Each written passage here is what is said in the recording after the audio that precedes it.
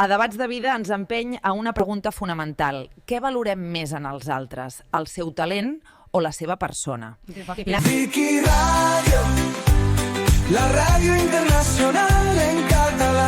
Segur que a tothom li ha passat alguna vegada.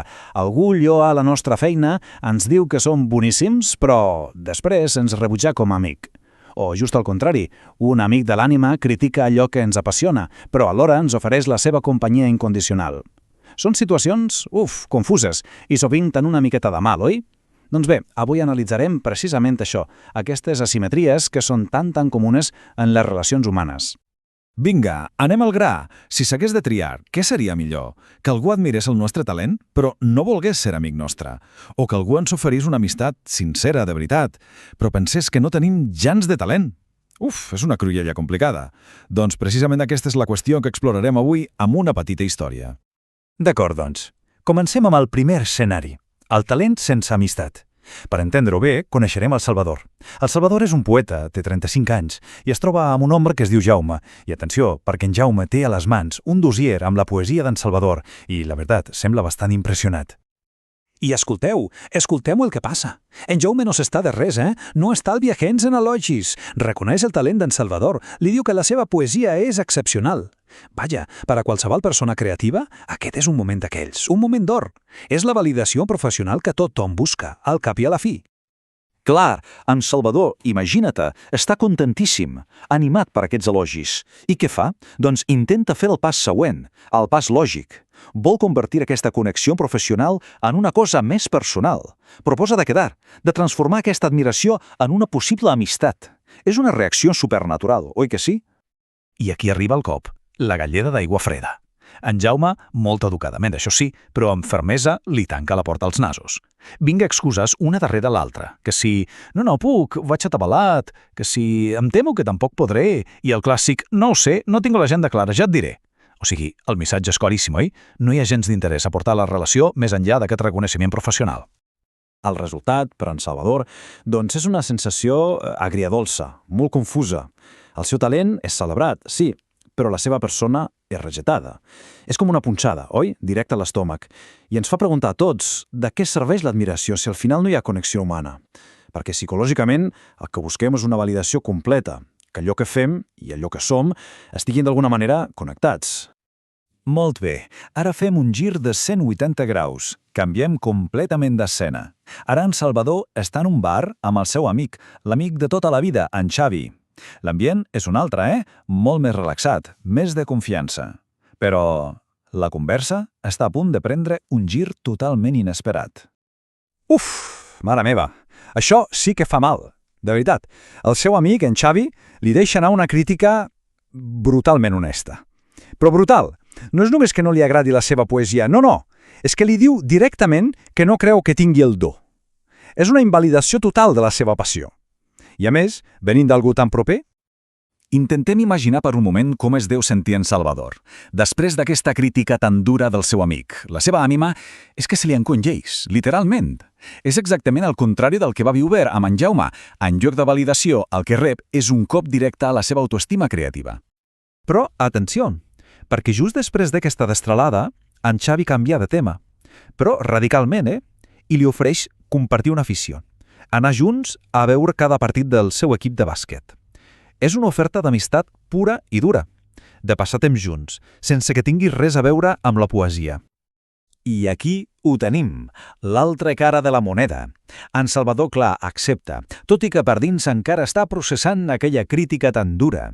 Rep una oferta d'amistat incondicional, sí, però a canvi d'ignorar o fins i tot de menystenir el seu talent.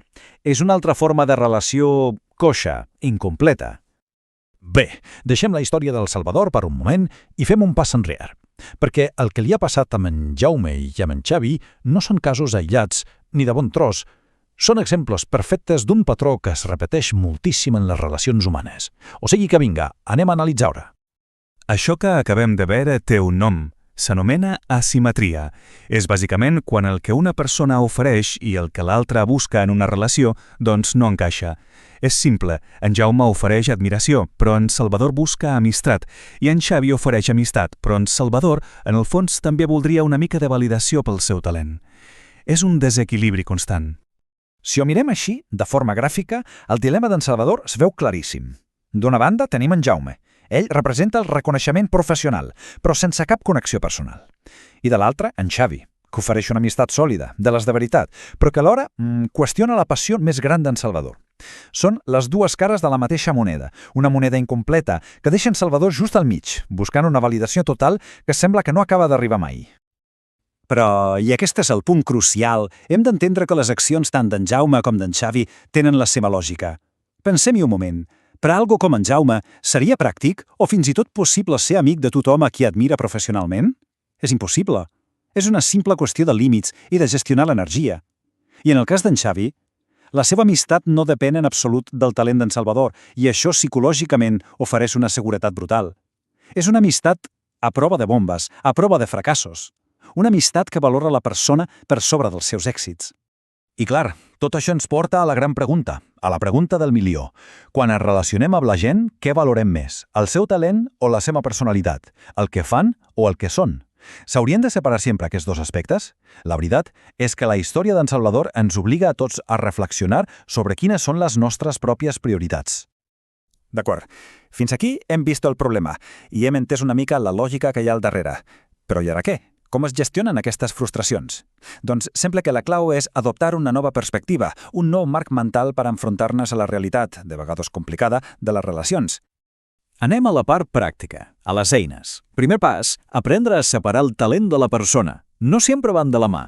Segon, en lloc de fixar-nos en el que ens falta, en el que no rebem, agrair allò que cada persona sí que ens ofereix, sigui admiració o sigui companyia. I tercer, i potser aquest és el més important de tots, acostumar-se a la imperfecció, acceptar que les relacions, exactament com la vida, són imperfectes. I aquí tenim la conclusió fonamental de tot plegat. Potser el gran error és esperar que una sola persona ens ho doni tot. Admiració, amistat, suport, tot en un. La solució probablement és construir una mena de mosaic de relacions, on cada peça, cada persona, aporta una cosa diferent i valiosa. Es tracta d'agrair en Jaume la seva valoració professional i alhora agrair en Xavi la seva companyia incondicional. Al final tot es redueix a això, a acceptar aquesta idea tan simple però tan potent. Ni les persones ni les relacions són perfectes i buscar aquesta perfecció només porta a la frustració, una vegada i una altra.